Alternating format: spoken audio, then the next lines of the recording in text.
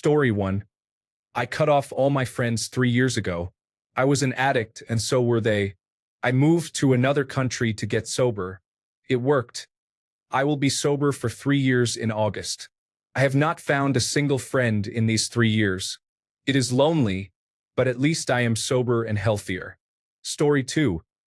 I ended up in the hospital, and he laughed and posted on Instagram making fun of me.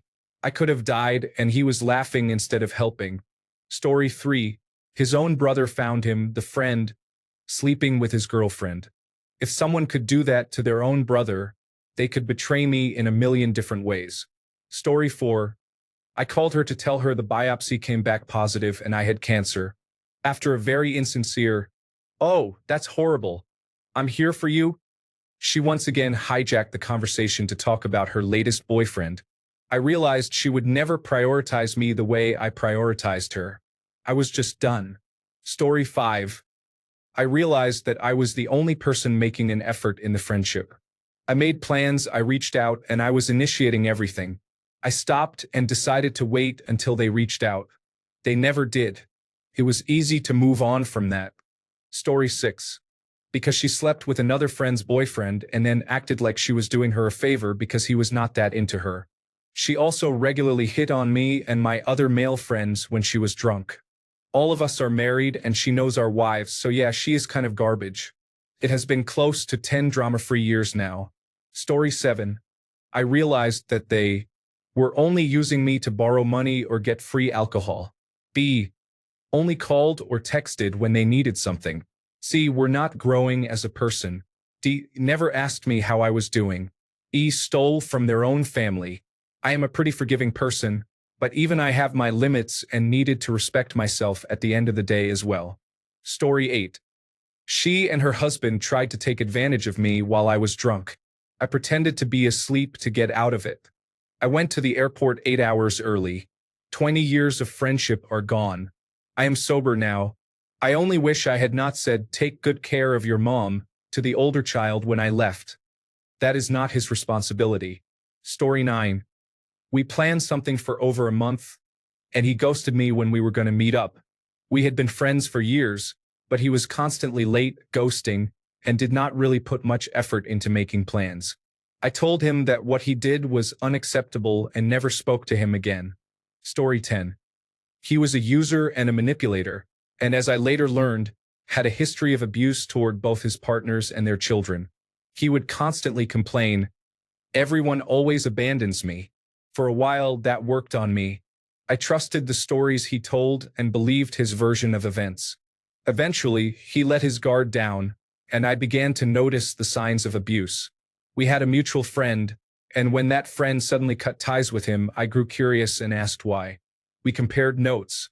It turned out he had been tailoring different stories to each of us. The mutual friend had also started to witness the abuse firsthand. That was it for me. I cut him off and blocked him on everything. I thought that was the end of it. But a couple of weeks ago, someone I had never met showed up at my house. She said she was supposed to meet someone at my address. When I looked confused, she showed me her phone. There was a text conversation with only her messages visible. The number at the top was his. I do not know what that was about, but I told her to pass along a message. Tell him to stop sending people to check up on me. Since then, I have received a few voicemails from him, acting like nothing happened and pretending everything is still normal. Story 11. He was high all the time and begged me to help him get sober. He went to a meeting with a counselor I organized for him, only to switch from weed to dimethyltryptamine. Over the years, he went from being high at a party once a month to once a weekend to all weekend to all week to nonstop.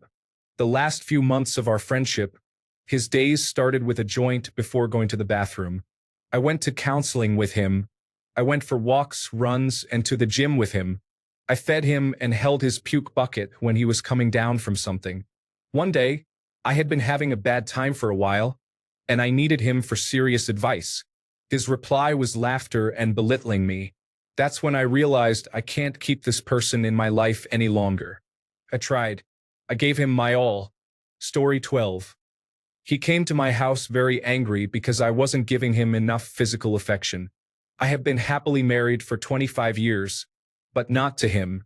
He was upset that a year ago someone had asked if we were dating, and I said no, we were friends. He said that made him feel like he was forever in the friend zone and never had a chance with me. Then he argued about whether I was obligated to give him any physical affection. I asked why he didn't think his other friends owed him any, and he said it was because he didn't like them that way. He seemed to believe that his feelings for me entitled him to my affection. Story 13. Because of my own severe depression, I never wanted to cut anyone out. I just went too long wanting to be alone. Story 14.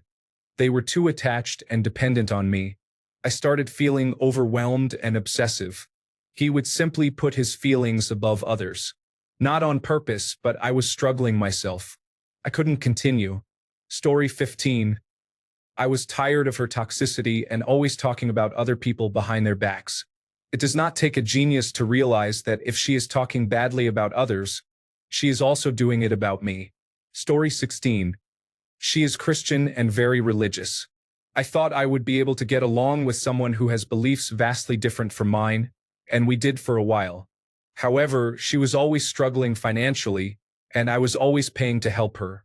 When she needed a new car, I bought it for her. She was very thankful to God for making that happen. I received barely a mention. I met her parents once, and we all had dinner. Her father told me a story about how he bought the house they lived in.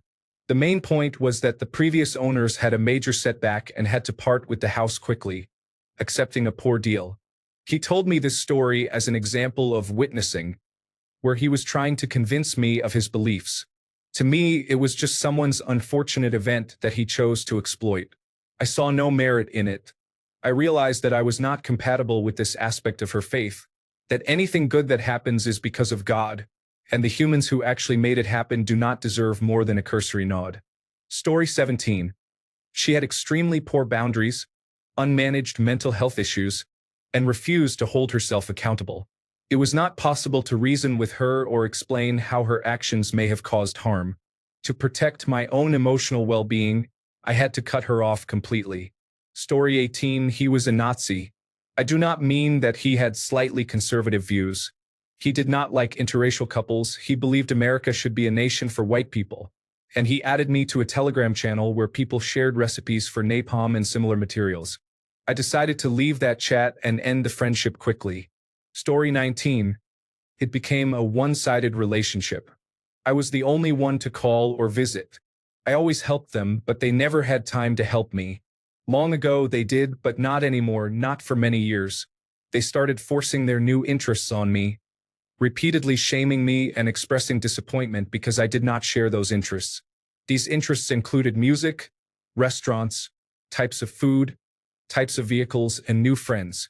The most significant example was when their job turned unfavorable, and they had someone help them get a position with excellent pay and benefits, including bonuses totaling $20,000 to $25,000 per year. They work in pharmaceutical production and earn $100,000 per year with these bonuses. This is one reason why medicine is expensive. The problem is that I lost my job when the company closed and moved out of the United States. I had worked there for 20 years. No one has a job doing what I used to do. At the place where my friend works, you need a connection to get hired.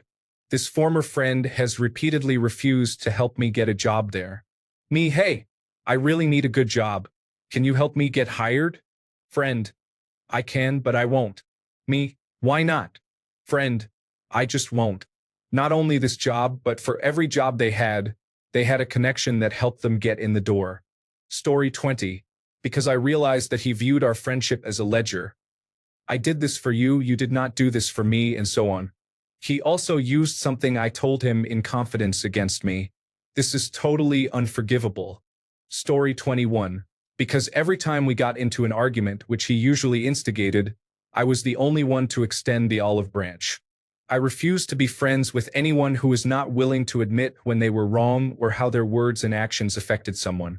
Story 22. One threatened to kill me. 3 others started using hard drugs. The first one was not one of the other 3. Story 23. He tried to sleep with the girl I was talking to because she was drunk.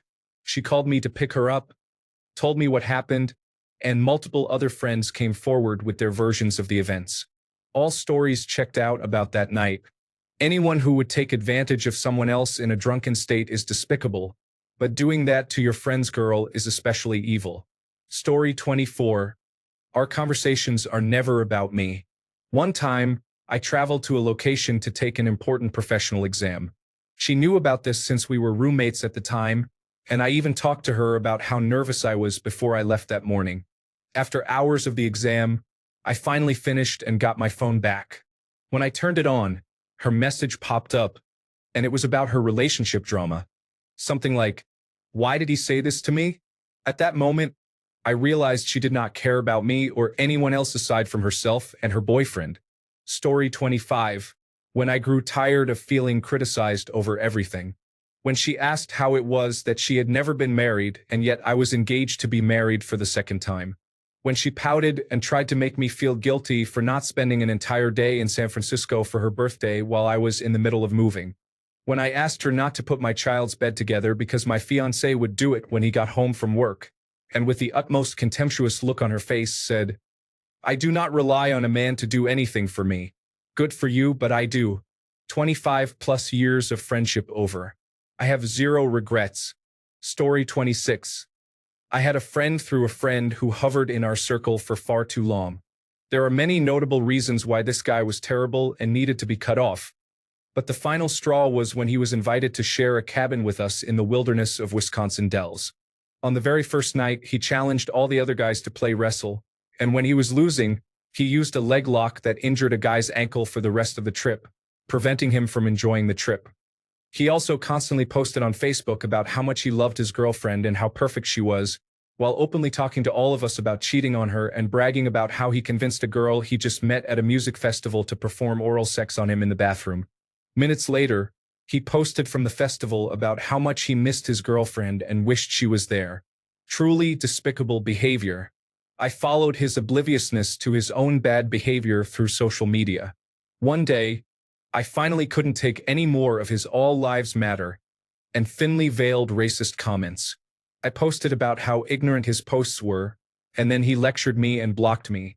I still hate you, Nate. F you. Story 27. Helped plan and execute a robbery and home invasion against me. Story 28. She was complaining about a failed relationship that lasted a month in high school 10 years ago. I told her I was not mentally or emotionally capable of being there for her at that moment because I was going through something. Then she became upset with me for trauma dumping and being unfair to her needs when I answered, "What's going on?" With "My father is dying of cancer, and I am working 60-hour weeks to keep the family afloat." Story 29. He was almost constantly condescending and wanted me to live my life only his way. I rejected that completely. Story 30. My best friend of 10 years became an alcoholic who verbally abused me and lied constantly. I was losing my sanity and stability with her in my life. Story 31. They blamed me for not being close enough with one of our friends after the death of another friend in our group. I lived over an hour away while they lived in the same town. They tried to guilt me because he ended up turning to drinking, but I could not do anything about it. Story 32. Content warning. Dark mental health topics. She was abusive and manipulative. I was 15 when we met, and she was in her early 20s. There was nothing romantic or sexual. She had severe mental health struggles, and it became my problem too. I got really messed up into my late teens, engaged in self-harm, wrote a will at 17, and experienced other difficulties. I finally had a blowout with her in my early 20s and began to realize how wrong it was to treat a teenager like a punching bag and use them as an emotional crutch the way she did to me. Honestly, it was the first time I got mad on my own behalf and called her out, which she did not appreciate. The last I heard, she was blaming me for her upcoming attempt. I cut her off, and the only thing I regret is the years I lost and my continuing mental health struggles. Story 33. He and my ex did not disclose that they used to be friends with benefits before we started dating, let alone tell me they would hook up if she needed space away from me, and continued to do so after I found out. Every now and then it still upsets me. Story 34. Because she only hung around me when her best friends were too busy to give her the time of day. She would hate when I lifted up my phone for a few minutes to message my boyfriend, but whenever her best friends messaged her, she would spend the entire hangout time just messaging them. Story 35. The man moved to Florida and turned to making America great again. We both grew up very poor. Once the murder capital of the world. People talk as if politics is just theory or opinion. But the truth is, what some call just ideas or policies that shape how we live, who receives care, who gets punished, who is safe, and who is not. Whether it is cutting social programs, rewriting history in schools, or targeting specific groups, these are not abstract debates. They affect real people. Ideas are not neutral. They become laws. They become bans. They become budgets. People live or die by them. Story 36. We were co-workers and became close friends quickly. I was promoted to a position higher than hers one day, and I think she was jealous, despite originally being offered the position but declining it because it was too stressful for her. She started nitpicking me here and there under the pretense of critiquing, which I don't mind when it is constructive criticism. But then she began gossiping about my work and me behind my back to other people. I was new to the city at the time, and she was my first friend. Later, I heard she was telling people I was a loser with no other friends, which really hurt. Then she made up a lie. She told me I was severely lacking in my work, that she heard management wasn't happy, and that I needed to find a way to improve or I would lose my job. She said she was only telling me this to help because she cared about me. I decided that if this was true, I should have a meeting with my boss. It turned out not to be true, and I wasn't the first coworker she had done this to. I cut her off as a friend. She was fired for workplace bullying and gossiping. The last thing she said to me was, "I don't even think you're pretty." I said that to make you feel better. This was a 50-year-old woman. Story 37. He was driving me to a party where we were going to be drinking in the middle of the woods. He couldn't wait that long and asked me to hand him one of the White Claws that was next to me in the back seat. When I refused, he reached back and grabbed one himself while driving on the freeway. When we got to the party, he and his girlfriend, who was in the front passenger seat, went to find a place to set up their tent for the night. I did not see them again for hours. It was about 2 p.m. by the time we arrived. It turned out he had been very drunk the whole time and had to sleep it off before rejoining the party looking haggard. I have not talked to him since. He was one of my best friends since high school. This happened about 3 years ago. Story 38. We were walking in the middle of summer, and due to the extreme heat, I ended up getting heat stroke. She left me on the sidewalk. I was close to passing out, vomiting, and sweating excessively. If it were not for a nurse and a very kind man, I do not know what would have happened. Story 39. A friend asked, "Why don't we have White History Month?" The same friend also said that George Floyd got what he deserved. I have not spoken to him in years, and if I have any say in it, I never will again. Story 40. She is a supporter of former President Trump in West Virginia. I became tired of hearing what she said. When I challenged her with logical arguments, she replied, "Well, that is okay. That means it is the apocalypse. That is when you get to go to heaven early if you believe in the Lord." Story 41. She got bored and irritable when I mentioned that my kidneys were failing again. She wanted to talk about her incompetent coworkers during a phone conversation. I sent her an email later, telling her to never contact me again. She did not. My kidneys were okay after all. It is surprising how a life-threatening illness can expose the true character of your family and friends. Story 42. My friend got drawn down the Make America Great Again propaganda hole, and no matter how hard I tried to educate him out of it, I couldn't. Eventually, I just couldn't bring myself to talk to him anymore. It wasn't that he loved Donald Trump, but he was falling for every scrap of misinformation and propaganda they put out. They scared the daylights out of him, making him believe that the Democrats were literally destroying the country and purposefully leading vast amounts of illegal immigrants into the country for political gain. He was convinced that if Kamala Harris became president, it would lead to World War III. He was convinced that Elon Musk's Dogecoin was a good idea and was going to make a big difference in fighting corruption. That's just how strong the propaganda is. Eventually, I just couldn't deal with his lack of intelligence anymore. I showed him research and data and everything I could to try and convince him that the propaganda he was hearing was false. But the best I would ever get from him was, "I guess we will see." He was never willing to admit that maybe he could be wrong, never willing to trust my research. TikTok fear-mongering propaganda clips had just rotted away whatever critical thinking he had. He has been a friend I have interacted with almost daily for the last 15 years. But one day, I just couldn't bring myself to talk to him, and I haven't since. I don't think I will be able to face him again until the Trump presidency is over, and even then, I don't know if I can. It's not even the fact that he voted for Donald Trump alone that made me want to separate. It was his complete unwillingness to trust me or listen to anything I had to say and trusting random TikTok videos instead that really turned me off. Since I couldn't convince him of his faulty logic, I already see that he is likely doomed to fall prey to even more of this propaganda and lose whatever semblance of critical thinking he has left. I'm angry because, at his core, I know he has good morals. I've known him for a long time. He is just politically ignorant and easily swayed by propaganda. There is a good chance that right now he is already realizing that he made a bad choice in voting for Donald Trump.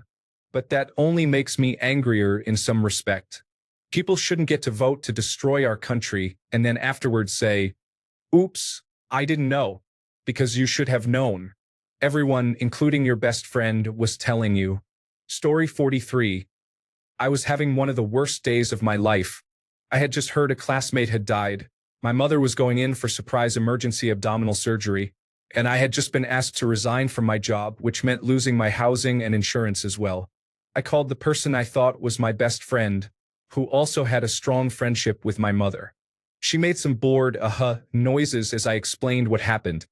Emotionlessly said something like, "That really sucks. I'm so sorry," and hung up. Not one question, not one sign of actual interest.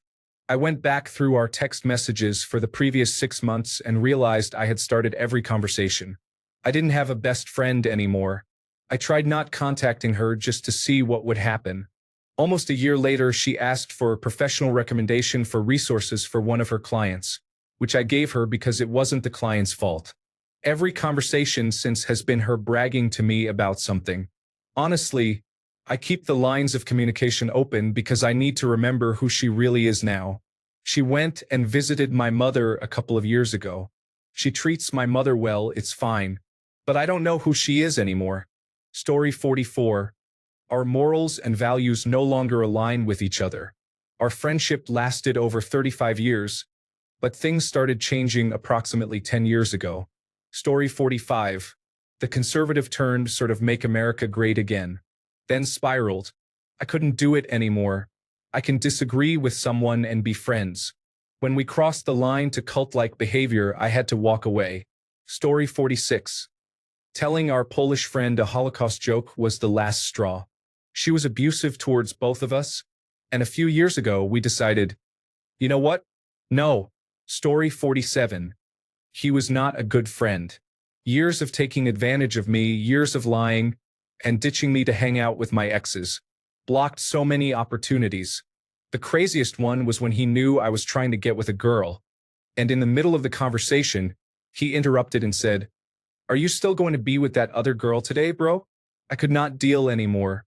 Now he messages me every few weeks asking to hang out, but it has been years since I last hung out with him. I do not even talk to him anymore. Horrible friend. Story 48. He let me ride around on a motorcycle that was stolen in an insurance scam. He was a liar, so I had to verify everything, and people started to know me as Derek's friend. I had distanced myself from him, but the last straw was when he found out I was voting for Barack Obama. He asked why I would vote for an offensive term. I drove by a house he was renting a while back, and there was a Donald Trump flag, so it all makes sense. Story 49. Because he revealed himself as a supporter of Donald Trump. I was aware he was not politically informed. However, I would have thought that his job, which takes him around the world and has led him to work with people from numerous backgrounds and sexual orientations, would have given him a more open-minded attitude. Unfortunately, it did not, and he revealed himself as a bigot and a homophobe simultaneously. Though technically I did not cut him off. I simply said that if he does not feel an obligation to do what he can to fight against bigotry, then we could not be friends. He did not respond and blocked me on social media. Shrug. Whatever. I do not need right-wing extremists around me. Story 50. I was so foolish to think they were my best friend, but all she wanted was a free-time companion. Once I experienced my own depression, embarrassment, and harassment in that friendship, I just cut it off.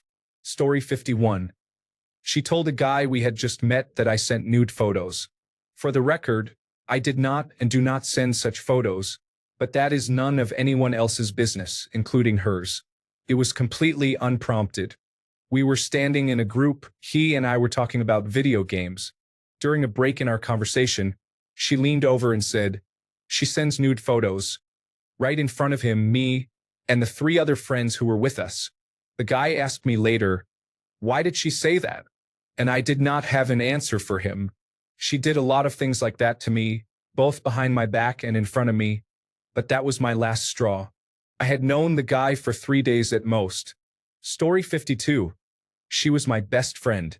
She had gotten engaged all of a sudden, and then she and her fiancé were being evicted, so I let them move in with me until they could find a place of their own. They apparently couldn't get a place of their own, so I signed a lease for her and loaned her the bond with the understanding that she would be responsible for all the rent since I was not actually living there, and she could pay me back the bond when she could. 3 months later, I was served a summons for overdue rent because the real estate had found out where I actually lived. They had not paid a cent of the rent owed. I had to pay the rent with interest, and I received a bad mark on my rental record and credit score.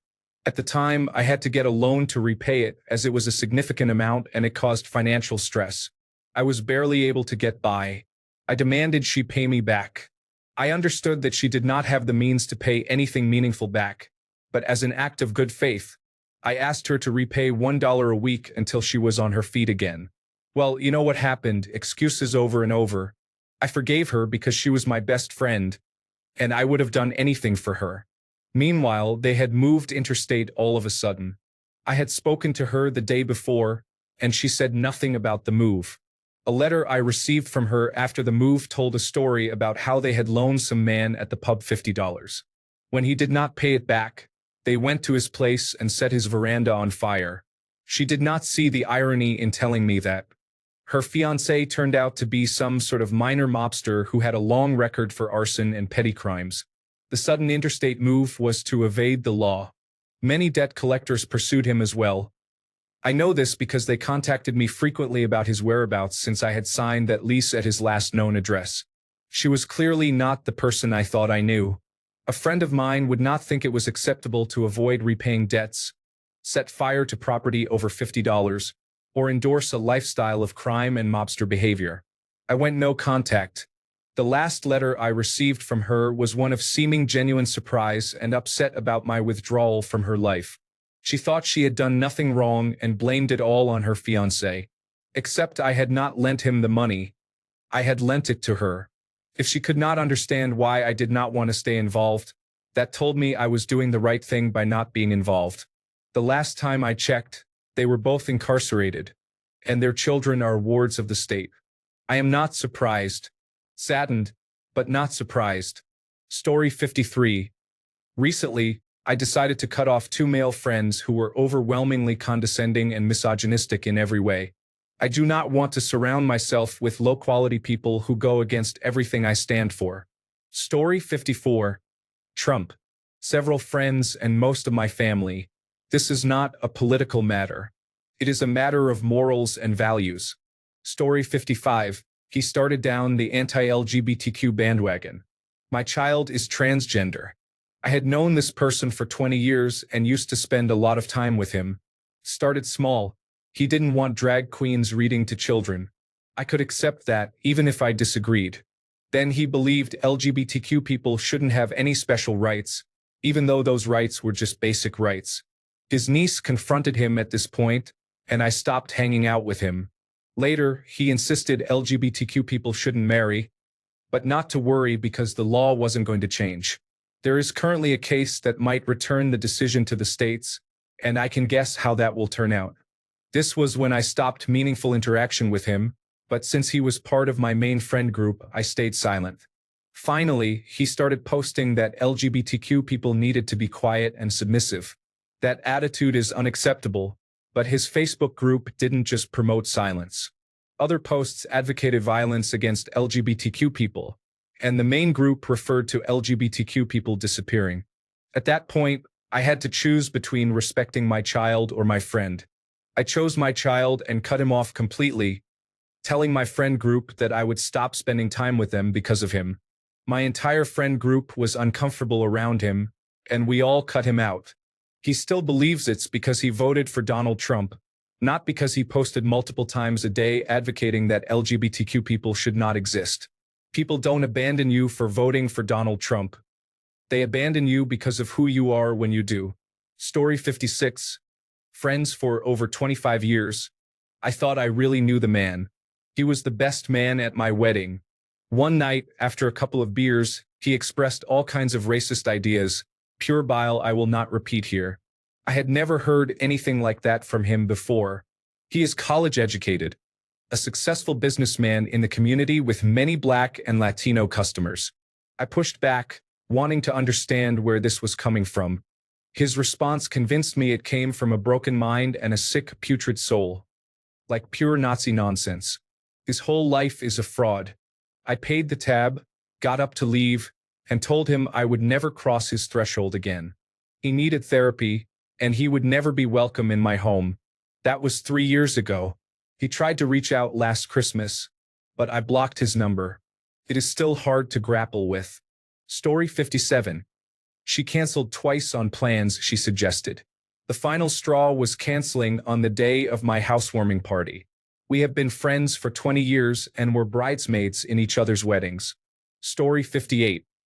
She would lie about things, and when confronted, she would deny what she said. She was also very fake and would try to befriend you, then go behind your back.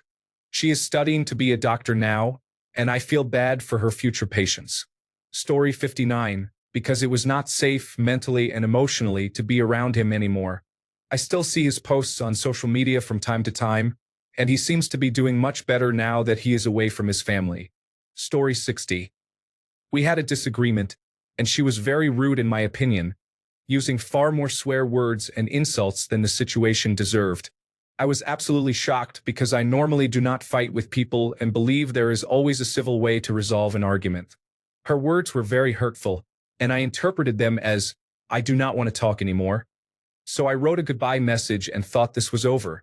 Later, I found out through a mutual friend that she was quite surprised to see a goodbye message because she thought it was just a normal fight and that we would calm down and forget about it soon.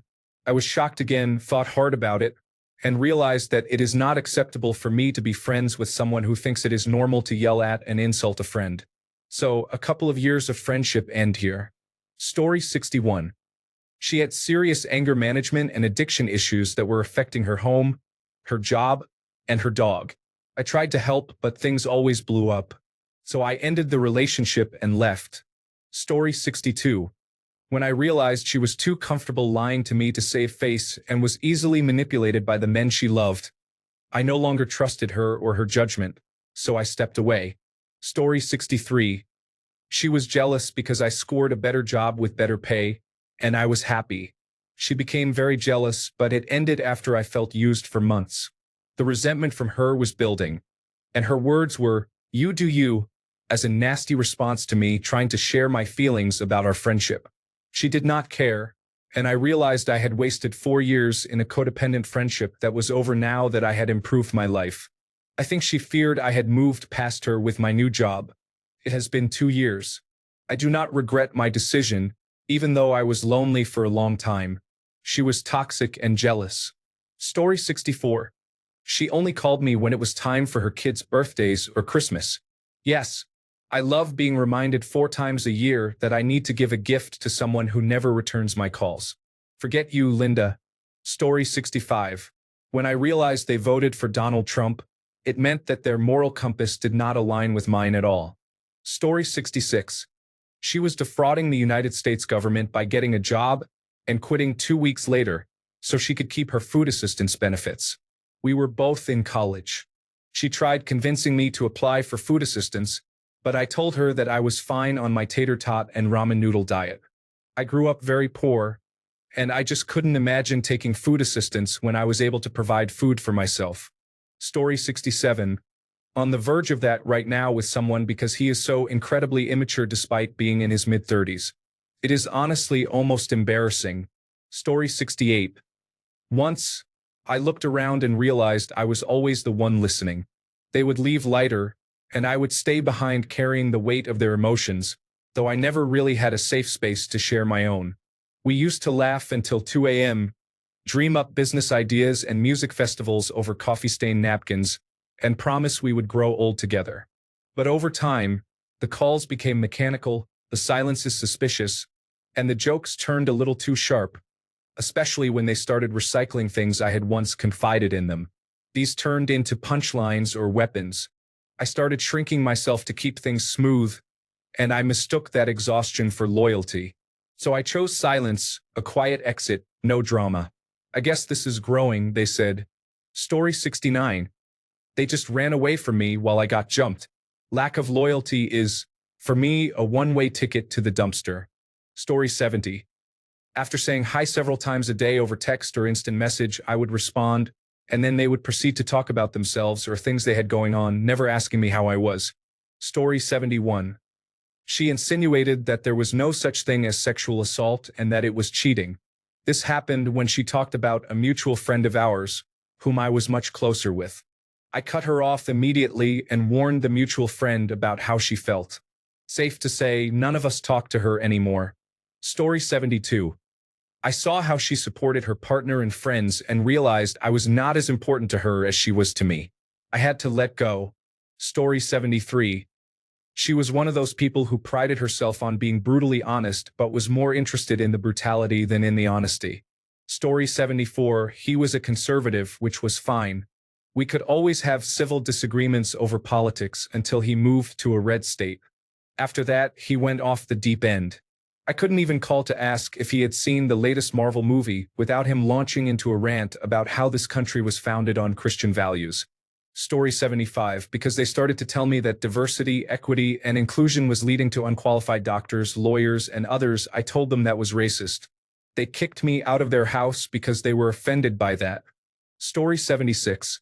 A Trump supporter and pro-life advocate disregarded the fact that actions taken against Trump will literally harm their own family and friends. Story 77. I have cut off a couple of friends over the politics of these times, but I did not enjoy it. I am mostly tolerant of differences and prefer to remain friends, but sometimes you have to let go. In kinder, gentler times, it was much easier to be friends with people of all political persuasions. It is sad, really. Story 78. He is voting for an almost fascist political party. He wants to get rid of the entire lesbian, gay, bisexual, and transgender community because he believes it is unnatural. He hates all people of color and Ukrainians. I never spoke to him again. Story 79. Every time I ask her to get dressed up and go out, she cancels. But then I see her on social media dressed up and looking cute. Story 80. I have no friends, but I did cut off my entire family. It was the best decision I made in the last few months. The reason is simple. If you cannot reach out to me while I am dealing with an illness, then I understand where I stand. So I removed them from all my social media accounts. My dad was cut off about 9 months ago. All the remaining family members are now cut off as well. Story 81. She used things she knew triggered me against me, spread rumors about me, stopped inviting me anywhere without explanation, and violated some boundaries. I had known her for years, so it was very hard for me to do. She had a difficult home life and took it out on almost everyone around her. Story 82. Drugs. We all used drugs together. I decided to get sober, but they did not, so eventually I had to remove temptations from my life. Unfortunately, this also affected them. Story 83. They would only call, message, or visit when they needed to vent about something bad happening. If I tried to talk about something bothering me, they never had time. There was never a word from them when everything was fine or just to hang out. I am not an emotional trash can. Story 84. Almost all of my high school friends were people who took advantage of me and berated me. Once I was with the person who would become my wife, I learned what it felt like to be around someone who actually appreciated me, and I distanced myself from that part of my friend group. Story 85. I could get over the fact that he was a heroin addict. I just don't trust him with or around money.